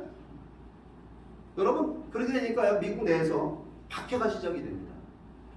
이 박해는 어떤 박해냐면요 이거 유명한 사건입니다. 여러분 프레이저 청문회라고 들어보셨습니까? 코리아 게이트 사건에 아까 코리아 게이트 박동근 사건이 어떻게 비화가 되냐면 한국 정부가 미국 정부를 전복하려는 사건이 바로 코리아 게이트 사건이라고 몰고 간 미국의 국회의원이 한 사람 있었습니다. 그 국회의원이 도널드 프레이저라는 국회의원입니다. 이 국회의원이요. 미국을 전복하기 위해서 앞장세운 단체가 누구냐? 바로 통일교다. 문선명 목사가 이끄는 통일교다. 이 통일교는 KCIA가 뭐냐면 한국중앙정보부입니다. 중앙정보부에 김종필이라는 사람이 만든 게 통일교가 이래갖고 여러분 말도 안 되는 청문회가 시작됩니다. 이 청문회가요 미 전역에 중계방송됩니다. 생방송. 근데 여기 당시에 누가 여기 나가냐면요 박보희 총재라고 혹시 이름 들어보셨습니까? 영어 그 육군사관학교 가면 써있대. 영어는 보이처럼이라고. 영어를 너무 잘하시는 분이에요. 문선명 총재 보좌관이고 뭐 통역이구인데 한국 사람 세워놓고 청문회에서 미국 청문회에서 하면요 덜덜 떨하고 말도 못하고 그러니까 여러분 그 김영욱이라는 사람이 거기 청문회 끌려가갖고 남산의 부장들이라는 영화 보셨습니까? 네. 최근에 나왔잖아요. 이병헌이 나오는 거. 그 남산의 부장들이라는 김영욱이라는 사람이 나와요. 가가지고 완전히 그냥 뭐 박정희 정권을 욕하고 막 하는 그렇게 가거든요. 근데 박보희 총재는 거기 가가지고 정반대로 합니다. 우리나라를 변호합니다. 대한민국이 여러분 로비스트를 이 나라에 보냈다라고 한다면 그게 미국을 전복하기 위한 일이냐? 대한민국이 생존하기 위한 일이다. 북한의 김일성하고 맞서 있지 않느냐. 가장 호전적인 집단 북한 김일성과 맞서 있는 남한이 살기 위해 대한민국이 살기 위해서 미국과의 동맹관계를 강화하기 위해서 여기에 로비를 하는 거지. 이거를 나가고 연설을 하는데 4차례 미 의회 이거 유튜브에 영상이 있습니다. 보면 진짜 감동적이에요. 얼마나 그냥 저걸 하는지 여러분 여기에서요 박보희 총재가 도널드 이 프레이저를 꺾습니다.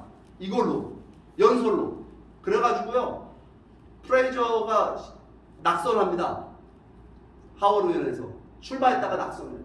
그래가지고 여러분 아무튼 이것도 되게 중요한 사건인데 이런 일들이 벌어지는 건 뭐냐면 이제는 언론은 문선명 총재나 통일교 편이 아니에요. 이건 무슨 통일교라는 건 세뇌나 하고 젊은이들 그 뭐 꽃이나 팔아서 착취하는 집단이고 뭐 이런 식으로 이제 언론에서 보도를 하기 시작하는 거 누가 그런 언론을 주도할 것 같습니까?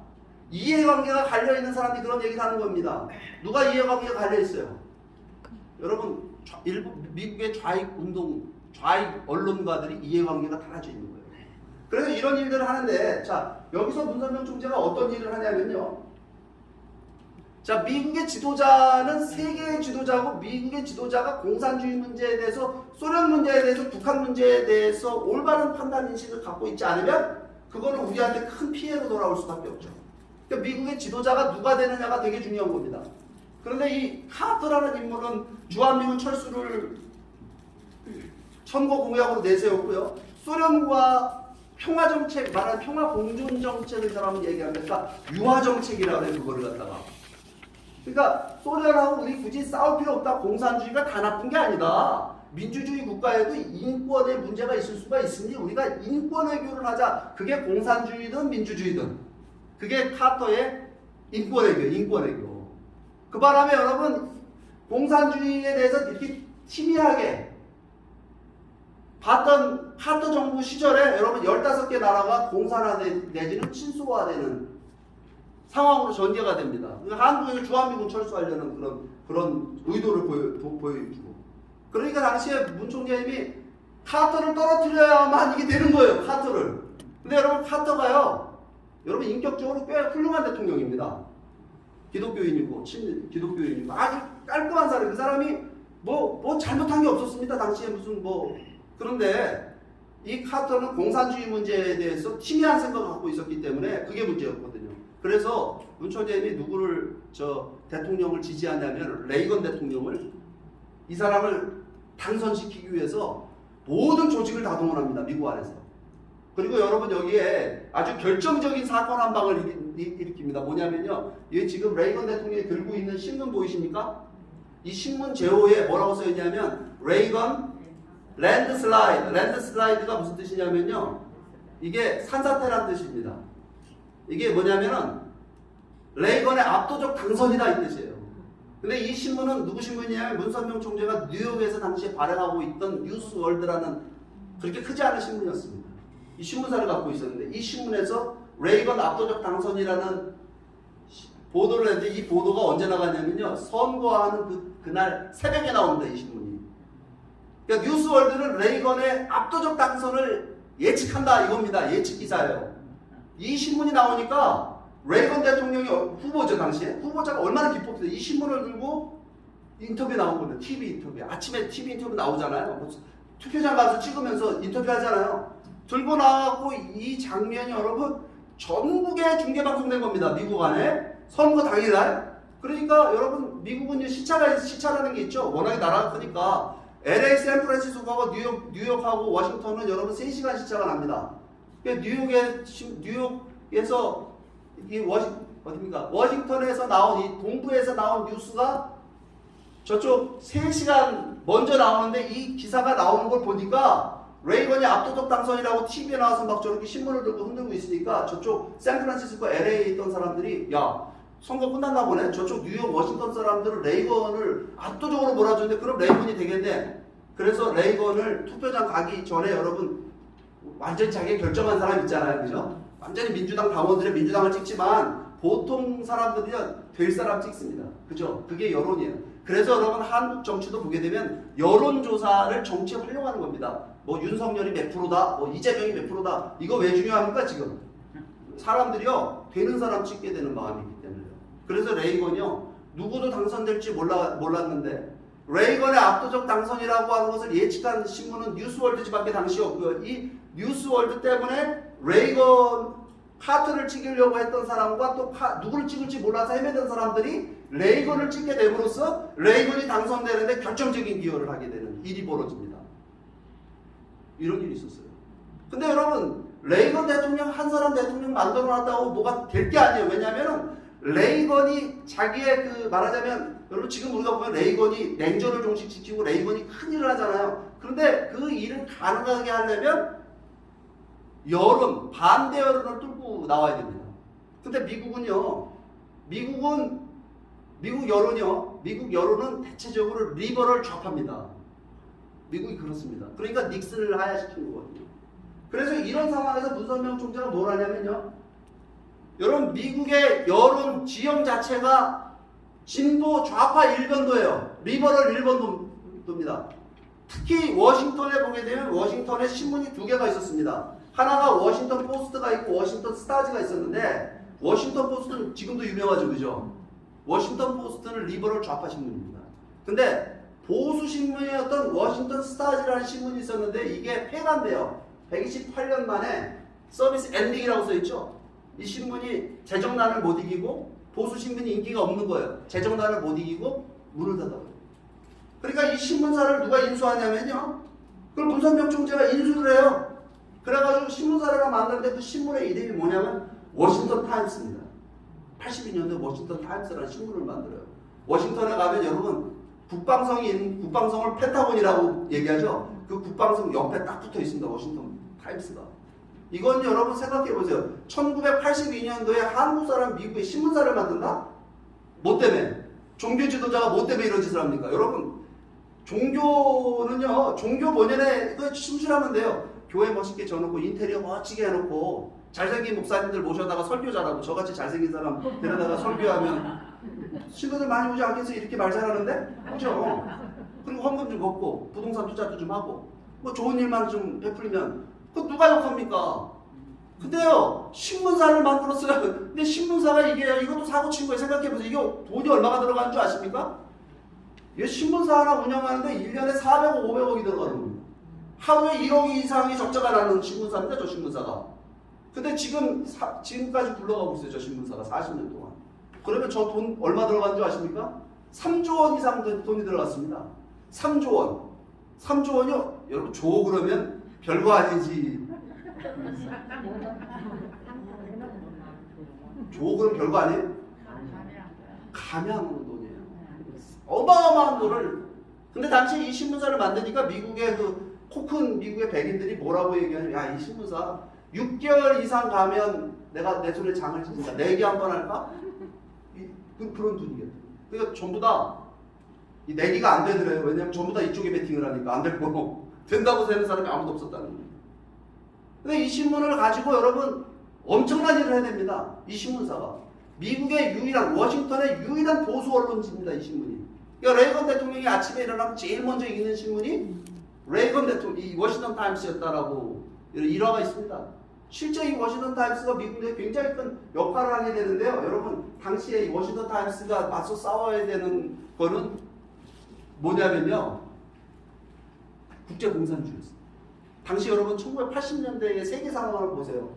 아까 제가 지도 공산주의가 뻗어나가는 80년대입니다. 82년도, 85년도 무렵인데 이게 이제 소련, 그죠? 요게 몽골 공산주의. 이게 어디죠? 중국, 북한.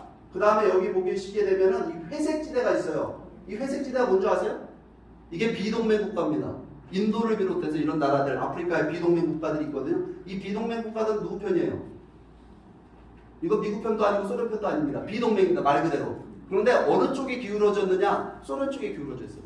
그리고 여기 보시면 이 X표 돼 있는데 보이시죠? 표시된데 여기는 뭐냐면 공산주의와 민주주의 세력 간의 교전과 싸움, 게릴라전 내지는 쿠데타가 일어나고 있는 지역입니다. 이게 80년대 상황이에요. 미국이 여기서 정신 못 차리면 어떻게 될까요? 당시 여러분 소련은요 1985년도까지 전 세계를 공산화시키겠다는 전략을 갖고 밀어붙이고 있었습니다. 여러분 소련 서기장 중에 브레즈네프라는 사람이 있었죠? 브레즈네프가 1985년도까지 미국 세계를 공산화시킬 수 있다고 자신만만했어요. 왜냐하면요 이 사람들이 여기 보시면 아시아, 아프리카 등 제3세계의 공산화를 지원하고 중남미 지역의 공산화 집중, 그 다음에 아프가니스탄, 중동 지역, 유럽, 미국 전방에 걸쳐서 군사적으로, 경제적으로, 사상적, 이념적으로 공세를 취하던 시절이었기 때문에 충분히 자신했어요. 이 중에서 제가 몇 가지 사례 말씀드릴 건데요. 여러분 미국의 가장 아킬레스건이 어디였냐면요 카리브 현안에 있는 쿠바라는 나라입니다. 여러분 쿠바 아세요? 쿠바의 하바나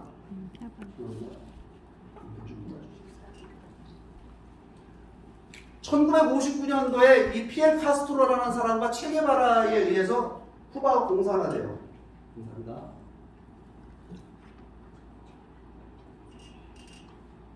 공산화되건데 쿠바가 어디 붙어 있는 나라냐면 바로 여기 붙어 있어요. 여러분 여기가 어디예요? 미국에 미국 사람들 제일 좋아하는 휴양 도시가 있죠. 마이애미라고. 그죠? 마이애미가 있고 요 밑에 쿠바가 바로 이게 말하는 미국의 목전 밑에 쿠바가 있는 거예요. 이 쿠바가 59년대 공산화되면서 소련이 이 쿠바를 갖다 군사기지로 삼으려고 노력합니다. 미사일 기지를 배치하려고 해요. 케네디 대통령 때. 그래서 여러분 케네디 대통령 때 미사일 핵전쟁이 일어났다고 했잖아요. 그 케네디가 여기다 미사일 갖다 놓기만 하면 그때는 진짜 전쟁인도 불사하겠다 이래갖고 그런 일들이 벌어졌죠. 여러분 이 소련이 쿠바를 전신기지로 해서 여기에 군사적, 경제적 말하자면 지원을 엄청나게 되고 왜 그러냐면요. 이 주변 국가를 공산화시키기 위해서 그런 겁니다. 여기 보시면 벨리스, 과테말라, 온두라스, 엘살바도르, 니카라, 파나마, 베네수엘라, 도미니카 이런 나라들이요. 이 중남미는요. 당시 좌익운동, 공산주의 운동이 진짜 뜨거웠어요. 왜 그런 줄 아세요? 이 나라들이요. 대부분 다 이 남미 국가들 가난한 나라들이죠. 가난하고 굉장히 봉건적입니다. 빈부격차가 심했고요. 이 권력을 잡은 사람들은 독재, 인권 탄압을 하고 독재를 하는 나라들이었고 부패돼 있었고요. 그 다음에 마약, 콜롬비아 마약 아시죠? 이 마약과 마약 카르텔들하고 연계되어 있는 아주 부패한 정권들이 이 중남미를 장악하고 있었는데 미국 CIA, 미국이 그러니까 이 중남미의 골치 아프잖아요. 그죠? 이거를 갖다가 다루는 대책이 없는 겁니다. 그러니까 CIA를 앞장 세워가지고 뭘 하냐면요. 반미 정권, 친미 정권이죠. 독재 정권이든 뭐든 미국과 친하는 친미 정권을 지원하는 일을 해요. 공작을 하고 그냥 돈을 내주고 독재 정권들이잖아요. 이 정권들이 부패한 독재 정권들인데 친미 정권이라는 것 때문에만 가지고 지원하니까 여러분 이 지역의 이 독재 정권들한테 수탈을 당하는 이 남미 사람들이 미국을 좋아할까요? 싫어할까요? 싫어하죠. 야, 이 미국은 자기 이익을 위해서 말하자면 독재 정권들을 지지하고 군사 독재 정권 이런 것들을 지지하는 나라냐 이래가지고 이 안에서 반미 운동이 벌어지고 양키 고음이 말하자면 외치는 쪽으로 가죠. 그러니까 여러분 여기서 나오는 이게 뭐냐 미국이 제국주의 소리를 듣는 게 중남미에서 듣는 겁니다. 미제국주의. 여기 계신 분들 중에는 80년대 대학을 다니신 분이 계신지 모르겠는데 한국의 대학가에서 이 운동권 옛날에 소위 그 운동권 세력들이 읽었던 책들 중에 미제국주의 이론이라든가 종속이론 이 좌파 이론들 있잖아요. 매판 자본론 신학으로 보면은 해방신학, 민중신학 이 뿌리가 더 어디냐면 여기입니다. 중남미입니다.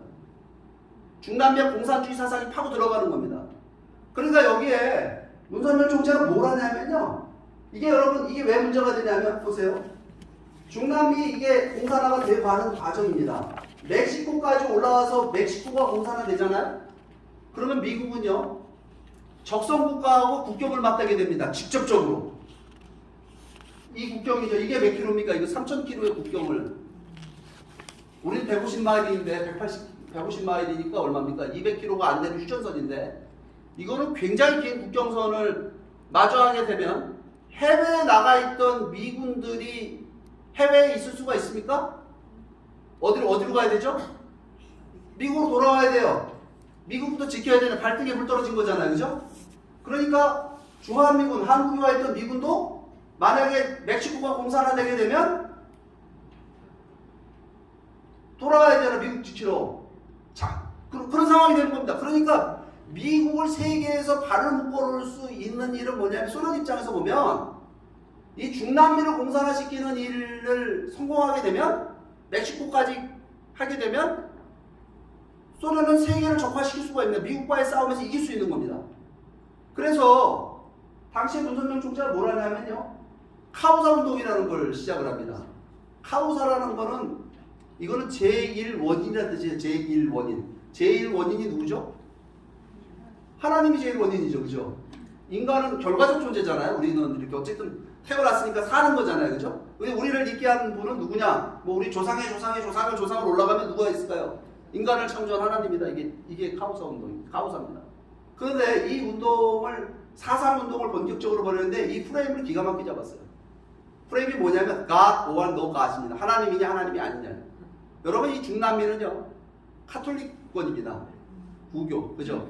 전부 다 이 카톨릭 신앙을 갖고 있는 기독교 신앙을 갖고 있는데 그러니까 이 사람들에게 사상적으로 공산주의 이념이 틀렸다라고 하는 것을 가르칠 수 있는 아주 좋은 방법은 뭐냐면 바로 이런 얘기예요. 하나님이냐 하나님이 아니냐. 이거를 사상 체계를 교육 체계를 만들어 갖고요. 그 교육 체계가 카우사 이 렉처 매뉴얼 이 교육 프로그램을 해가지고 이 중남미 지역의 공무원, 교사, 그 다음에 군인, 뭐 그 청년 대학생들을 교육시키는 일을 펼쳐냅니다. 중남미에서. 여러분 생각해 보세요. 이게 한국 사람이 중남미에 공산화를 막기 위해서 이런 일을 해요? 이게 이런 거 들어보셨습니까? 이런 일. 왜냐하면 우리 운명과 관계에 있기 때문에. 그러니까 워싱턴 타임스 통해 갖고 근데 무슨 일이 벌어지냐면요. 당시에 여러분 중남미 국가 중에서 공산화된 나라가 있습니다. 79년도에 니카라과라는 나라예요. 니카라과 들어보셨습니까? 니카라과가 79년도에 선거를 통해 갖고 공산주의자들이 정권을 잡아요. 그러니까 공산주의에 반대하는 사람들이 게릴라를 만들어서 투쟁을 합니다. 이 게릴라는 반공 게릴라입니다. 이 반공 게릴라들이 싸우는데 이 반공 게릴라들을 레이건 대통령이 자유의 전사라고 불렀습니다. 프리덤 파이터라고 이름을 붙여가지고 이 니카라과의 반군을 돕는 일을 하려고 레이건이 굉장히 애를 씁니다. 여기서 혹시 국제정치 공부하신 분들은 이란 콘트라 사건이라고 들어보셨을 겁니다. 이란에 무기 팔아갖고 여기 반군 이름이 콘트라인데 콘트라 반군에 돈을 지원하다가 그게 레이건 대통령의 최대 정치적 스캔들로 스캔들이 되고 위기에 처합니다. 레이건이. 그 정도로 니카라과 문제가 심각한 문제였어요. 왜냐하면 니카라과가 공산화되고 그냥 소련 수준에 떨어지게 되면요, 중남미 전체가 공산화되고 멕시코까지 공산화가 될 수 있는 상황이었다 이 말입니다. 그러니까 문선명 총재가 이 워싱턴 타임스를 통해 갖고 무슨 일을 하냐면, 당시에 여러분 그 미국에서 군사 원조를 했던 겁니다. 니카라과 반군에 대해서. 레이건 대통령이 1,400만 달러를 도와주자라고 하는 것을 미 의회에 상정을 했는데 이거를 부결시켜버려요. 미 의회가, 민주당에서 부결시켜버려요. 그러니까 워싱턴 타임스를 통해 갖고 캠페인을 벌이는데, 미 의회가 예산을 가지고, 정부 예산을 갖고 니카라과를 도와주지 않는 우리 미국 자유인들이 니카라과의 반군 게릴라들을 도와주겠다라고 하는 캠페인을 벌입니다. 워싱턴 타임스가 이걸 사설로 지원을 하고, 그 다음에 전국적인 모금 캠페인을 하는데, 여기에 미국의 그 유명한 헐리우드의 배우들이 동참을 하고 센세이션을 일으킵니다. 네. 그래가지고 여기 하게 되는데, 여기 보시면 요 지금 희끄무리한 사진 있죠? 이 사람이 영화 감독인데, 영화 감독의 이름이 리 샤피로라는 영화 감독입니다. 이 영화 감독이요, 니카라과의 잠입 취재에 들어갑니다.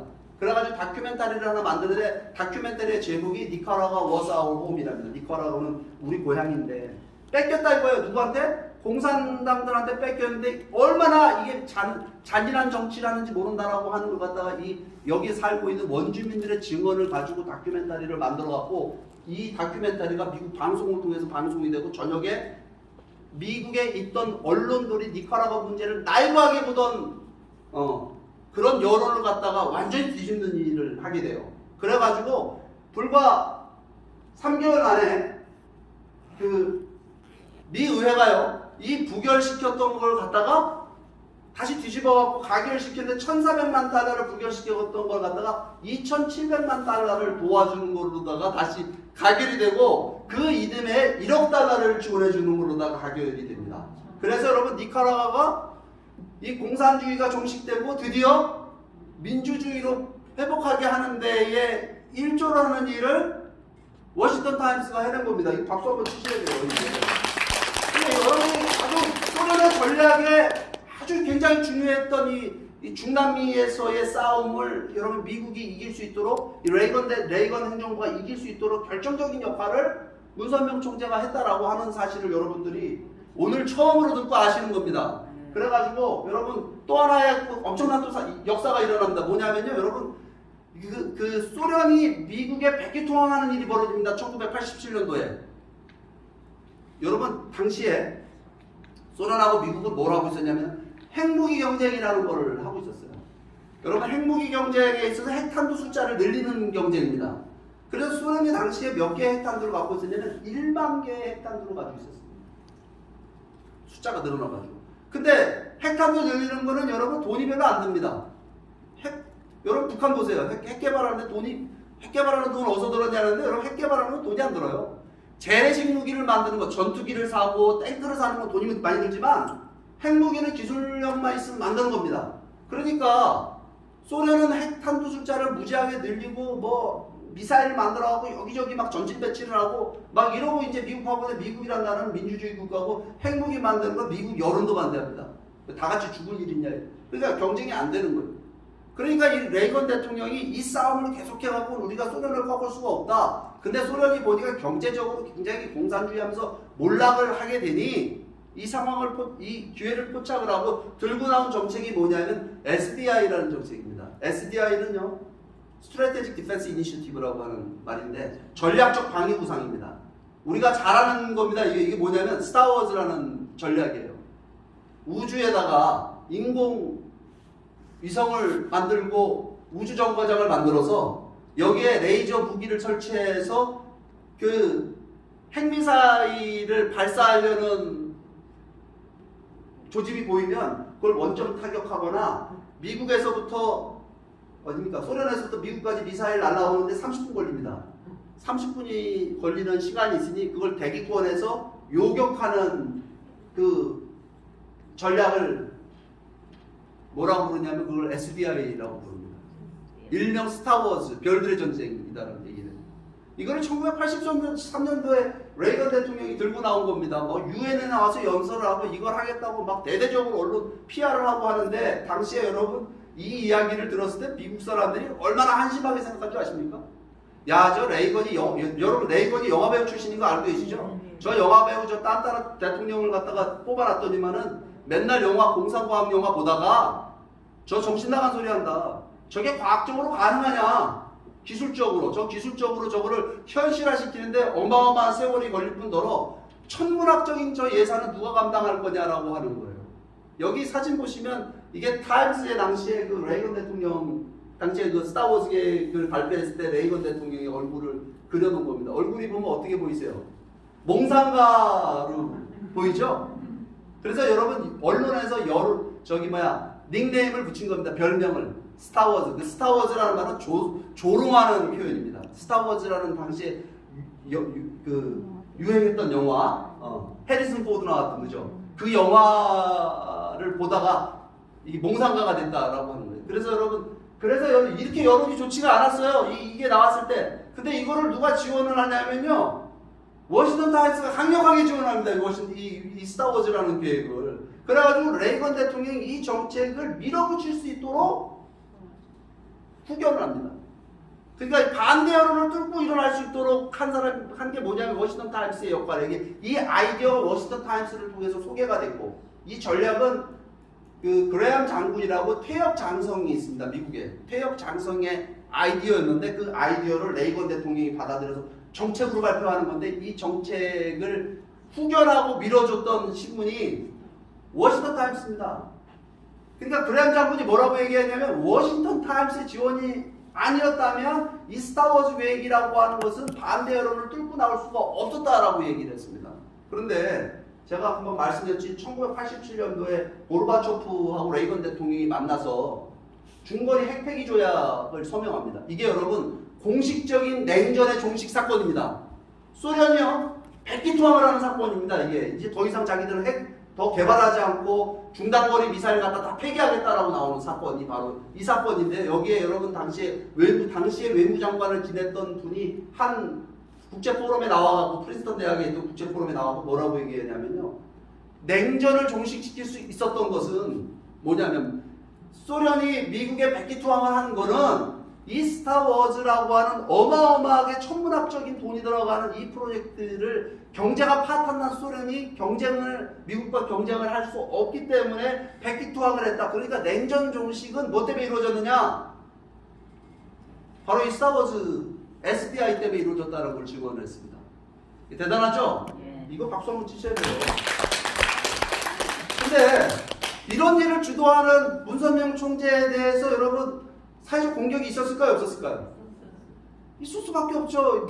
아니, 좌파들이 바보입니까? 그러니까 여러분 문선명 총재를 감옥에다 가둬요.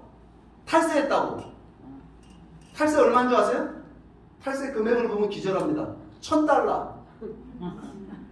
$1,000 얼마예요? 100만 원을 탈세해요?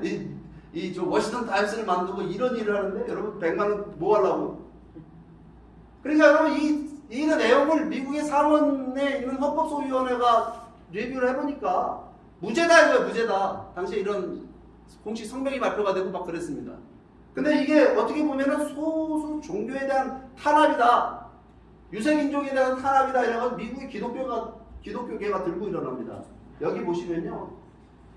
종교 자유운동으로 이게 벌쳐요. 여기 보시면 이 사진에 보시면 요 분 있죠? 요 백인 목사님. 이분이 되게 유명한 목사님이에요. 제리 포웰이라는 목사님인데요. 미국의 백인 기독교계, 여러분 미국은 기독교계가 백인, 흑인으로 나눠져 있습니다.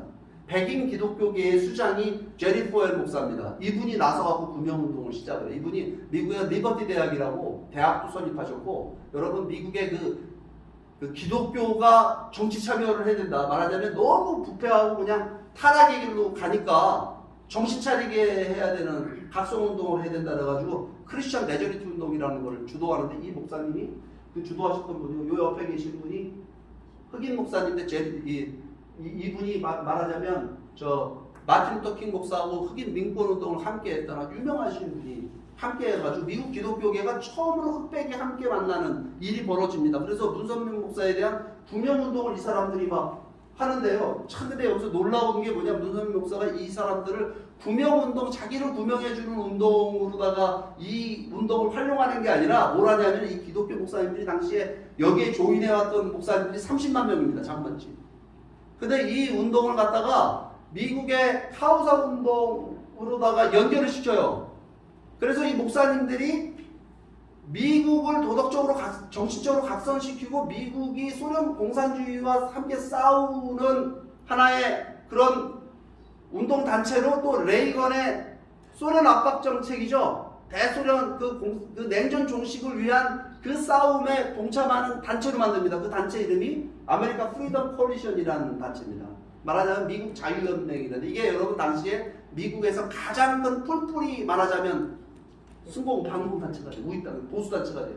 그래가지고 레이건의 아까 SDI 정책을 서포트해주고 니카라과 그 모금 운동을 서포트하고 하게끔 하는 운동을 하게 됩니다. 그래서 결국은 공산주의를 여러분 이제는 소련이 이제 멸망하는 이제 소련이 곧 이제 문을 닫는다라고 하는 것을 이게 이제 예측이 되는 상황으로 오게 되는 겁니다. 그러니까 문선명 총재가 1985년도에 스위스 제네바에서 아까 제가 그 감옥에 있었다는데 감옥에 있으면서 하나 지시를 합니다. 국제회의를 하라. 이 85년도에 소련 제국주의 멸망에 관한 국제회의를 합니다. 근데 여러분 1985년도는 소련이 멸망할 거를 예측하는 사람이 아무도 없어요. 그러니까 냉전의 피크, 소련의 어떤 가장 힘의 최절정기가 1985년도인데 그 85년도에 여러분 소련 제국주의 멸망에 관한 세미나를 했어요. 근데 이렇게 얘기하면 그런 거 아닌가? 여러분 우리 88 올림픽 때 1등 어디가 있어요? 금메달 누가 제일 많이 땄어요?